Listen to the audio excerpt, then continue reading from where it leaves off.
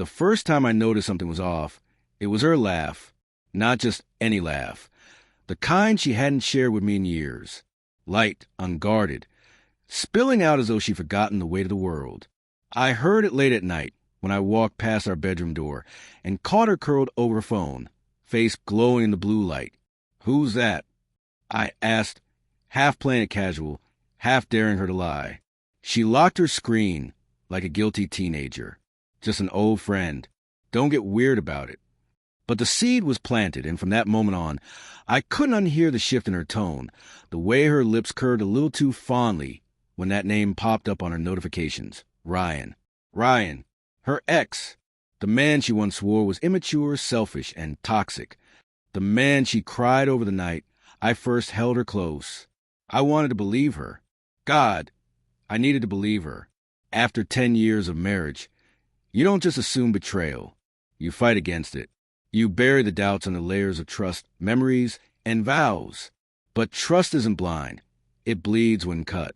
One evening, while she showered, her phone buzzed on a nightstand. My chest tightened. I told myself I wouldn't, but my hand moved anyway. I unlocked it. Same passcode we'd shared for years. And there it was. Him. Dozens of messages. Inside jokes, late-night confessions. And then one line that hollowed me out. "I wish things had worked out between us. You still feel like home." Her reply came fast.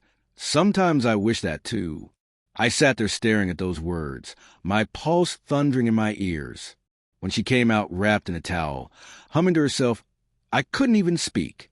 I just set her phone down gently, as though my world hadn't just tilted on its axis. Over the next weeks, I tried to ignore it. She kissed me goodnight. She cooked dinner. She asked about my day. But everything felt rehearsed, like I was watching a performance I hadn't been invited to. Finally, one Saturday morning, I confronted her. "Why him, Claire?" My voice cracked more than I wanted.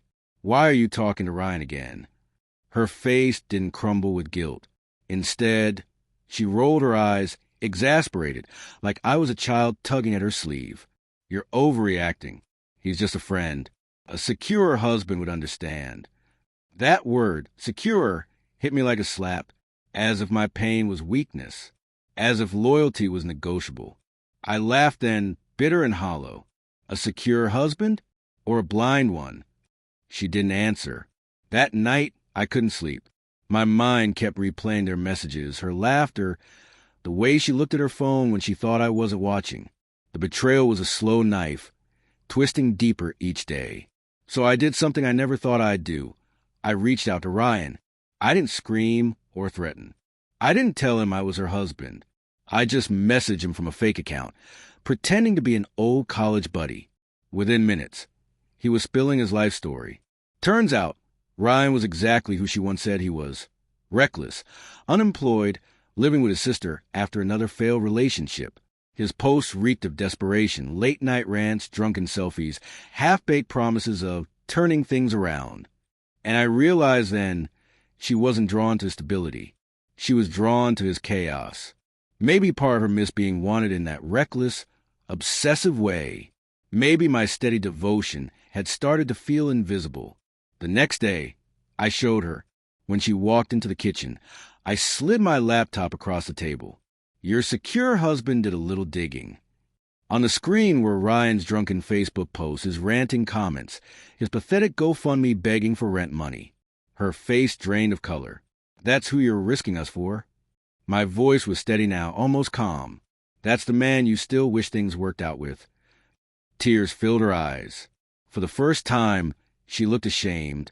I wasn't going to leave you." "No," I said quietly, "but you already left me in here." I tapped my chest. Silence stretched between us, heavy and suffocating. I waited for her to fight, to beg, to promise change. But she didn't. She just wept softly, as though mourning something that was already gone. In that moment, I understood betrayal isn't always about who you sleep with. Sometimes it's about where you let your heart wander while the person who loves you is still standing right in front of you. I packed a bag that night, not out of rage, but out of clarity. As I closed the door behind me, I heard her whisper through crack, "I'm sorry." Maybe she was. Maybe she wasn't. But I finally knew what a secure husband does. He doesn't stay and bleed quietly. He walks away when his trust has been shattered beyond repair. And I did.